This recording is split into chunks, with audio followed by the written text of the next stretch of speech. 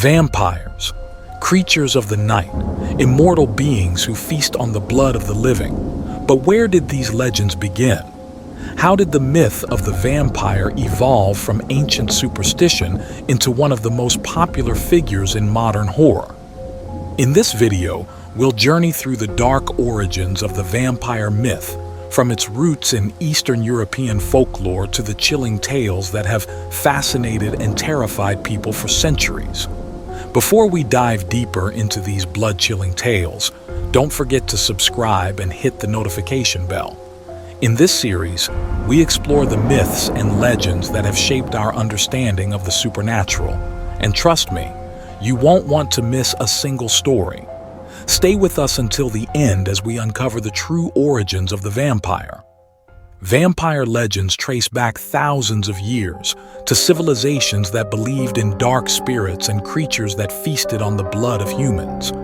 Some of the earliest references come from ancient Mesopotamia and Greece, where the undead were feared as creatures who could rise from the grave to haunt the living. But it was in Eastern Europe, particularly in countries like Romania and Hungary, where the vampire myth as we know it truly took shape. The word vampire comes from the Slavic term vampir, which referred to a blood-sucking ghost or demon. In these early stories, vampires weren't the sophisticated, seductive figures we know today. Instead, they were rotting corpses that returned from the dead, bringing plague and death to their communities. One of the most infamous figures often associated with the vampire legend is Vlad Dracula, also known as Vlad the Impaler.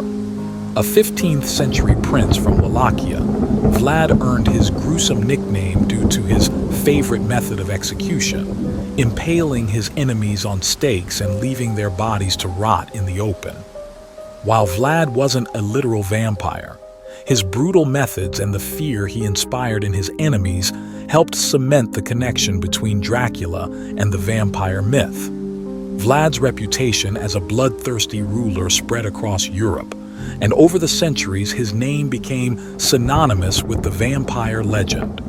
This transformation reached its peak with Bram Stoker's novel Dracula, where the character of Count Dracula was born, an immortal, blood-sucking aristocrat with a thirst for power and human blood. Now our Today Trivia's question. Vlad the Impaler inspired Bram Stoker's Count Dracula, but did you know Vlad had a notorious title given by his own people? What was it? Stay with us until later in the video to discover the answer. Across Eastern Europe, belief in vampires ran deep.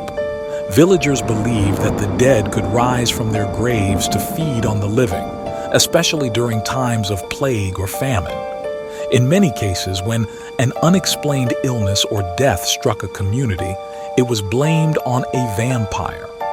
Villagers would often dig up the bodies of suspected vampires, looking for signs such as fresh blood around the mouth or unusually preserved corpses.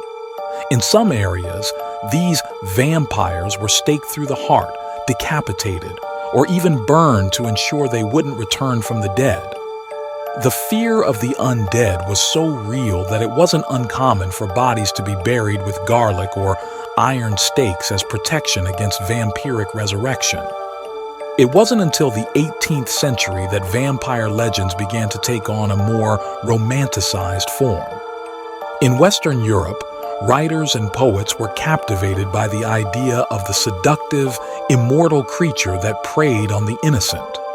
One of the first literary vampires appeared in The Vampire, a short story written by John Polidori in 1819. Polidori's vampire was aristocratic and charming, laying the groundwork for the more elegant vampire that would later become iconic. But it was Bram Stoker's Dracula in 1897 that truly defined the modern image of the vampire. Count Dracula, with his castle in Transylvania, his mysterious powers, and his thirst for blood, set the standard for vampire stories in literature, film, and television.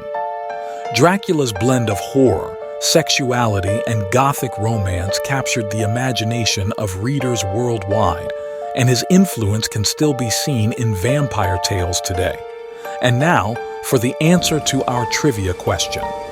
Vlad the Impaler was known by his people as Vlad Tepes, which translates to Vlad the Impaler. His cruelty was infamous, but it was his reputation for impaling enemies that earned him this fearsome title, making him one of the most feared rulers in medieval Europe.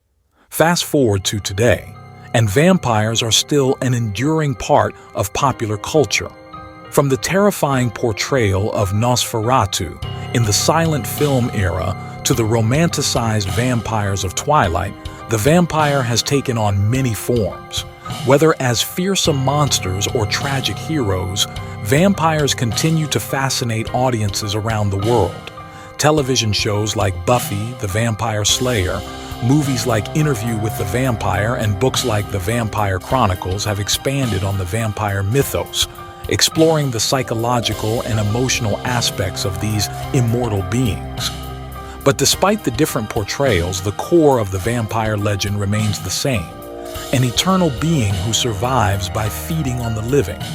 The vampire myth has evolved over centuries, from ancient superstitions about the dead rising from their graves to the sophisticated and seductive creatures of modern horror. But at its core, the vampire legend taps into one of humanity's deepest fears, the fear of death and what lies beyond it. Vampires, as immortal beings who defy death, continue to captivate us with their mix of horror and allure. And while the vampire may change with the times, the fascination with these creatures of the night shows no signs of fading. Thank you for joining us on this exploration of the origins of vampires. Don't forget to subscribe, hit the notification bell, and share your thoughts in the comments. What vampire myth do you find the most intriguing? And remember, always question and seek deeper understanding.